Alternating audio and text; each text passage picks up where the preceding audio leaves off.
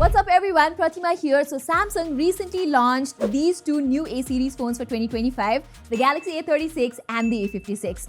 I have already published my review of the Galaxy A56, so today let me talk about the cheaper Galaxy A36.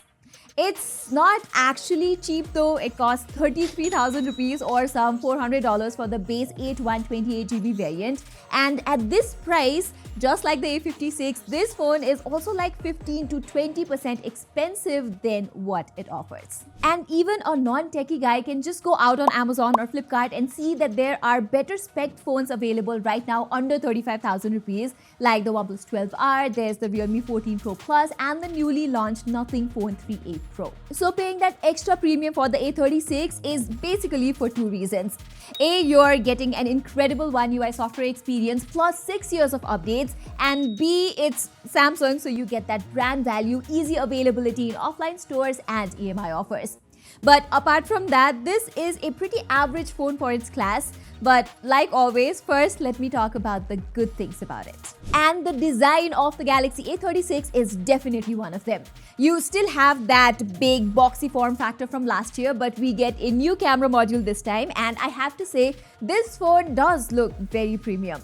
It almost feels like you are holding an expensive Samsung phone. It also has Gorilla Glass Victus Plus glass on both the sides now, and as expected from an A series lineup, this thing is IP67 dust and water resistant too. The frames, however, are still plastic and not aluminum like the A56, which means the A36 is a tad bit lighter than the A56, but overall you are getting a well-built phone, a solid A-. The display on the Galaxy A36 is also quite good, again a solid A+. I will actually go as far as to say that the display here is as good as the more expensive A56. It has rich colors, a smooth 120Hz refresh rate, and a quick touch response that we typically expect from a Samsung-made display. So I've had a great time watching YouTube videos and scrolling through Instagram Reels here, and it also has a pretty nice set of stereo speakers.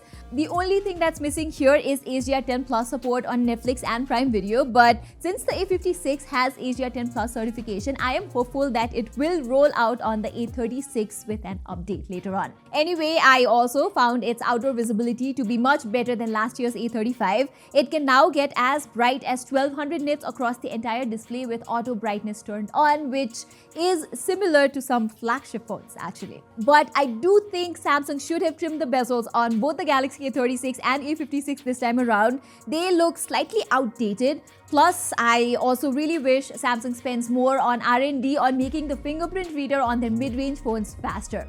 It's just so slow for a 2025 smartphone, and it's positioned so down below, it almost feels like a workout for my thumb every time I try to unlock the phone. Likewise, I also found the vibration motor on the Galaxy A36 to be buzzy and unpleasant while typing or using the navigation bar.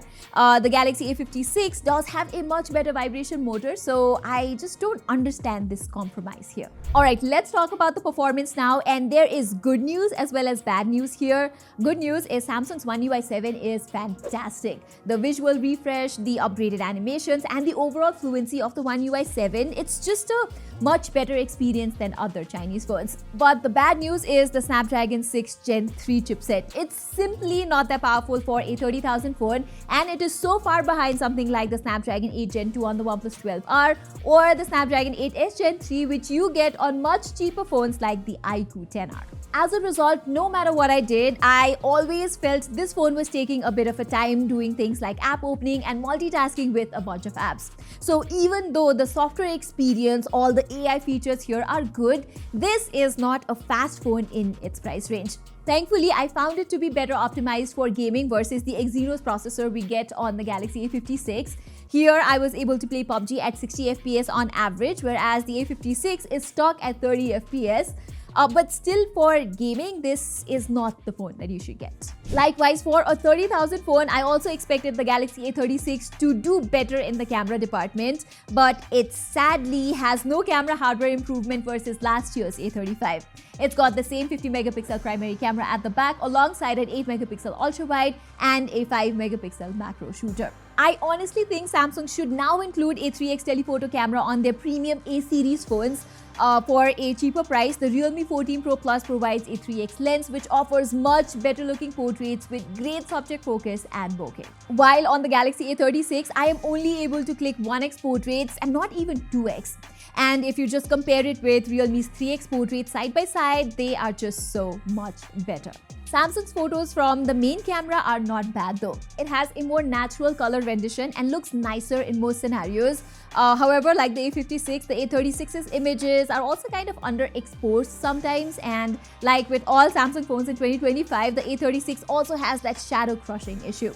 While in comparison, the Realme 14 Pro Plus manages to shoot noticeably livelier images with punchier contrast, punchy colors, and just brighter photos overall.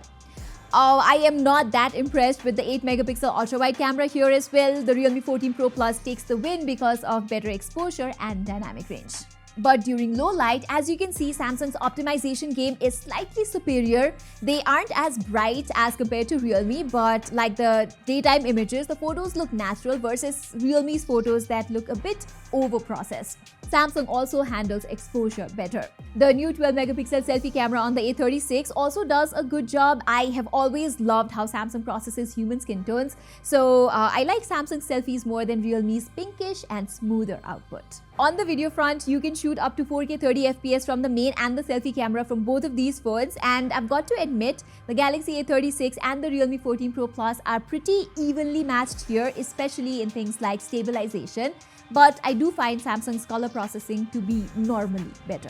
But unlike the A56, you cannot switch between the main and the ultra-wide camera in 4K here, since the ultra-wide camera can only record 1080p videos. So I genuinely think Samsung should be doing much better with the cameras on the Galaxy A36. They should have definitely used newer camera hardware and included 3x telephoto lens here. Previously, Samsung used to stand out in the camera department, but sadly, that seems to be fading away. Even in the battery department, Samsung phones are now so far behind the competition. Chinese brands are using these big 6,000 and 6,500 mAh units thanks to innovation in the silicon carbon tech that allows them to put big batteries without making the phones big and bulky. But with Samsung phones, we are still stuck with the same old 5,000 mAh lithium-ion batteries, which means I am only getting like 7 hours of screen on time versus 8 or 9 hours of screen on time I get with newer Chinese phones in similar usage pattern. The somewhat good news is the Galaxy A36 finally now supports 45-watt wired charging instead of 25 watts, so it fills up a bit faster. But for that to happen, you also need to buy a 45-watt charger separately, since there is no charger inside the box. And if we add the cost of the A36 and the 45-watt charger, the A36 feels even more overpriced. So in this price range, even if you want a Samsung phone, going with the Galaxy S23 FE or last year's A55 makes more sense than the A36. Both of these phones are available for a similar price, and they provide better cameras, better haptics, and slightly better performance. And if you're okay with Chinese phones, you should either get the Realme 14 Pro Plus, which has a better camera than the A36, or the OnePlus 12R, which is an all-rounder phone right now. So what are your thoughts on this? Do let us know in the comments below. And while you're there, don't forget to subscribe and hit that notifications bell. Saying this, I'm Pratima, and thank you so much for watching.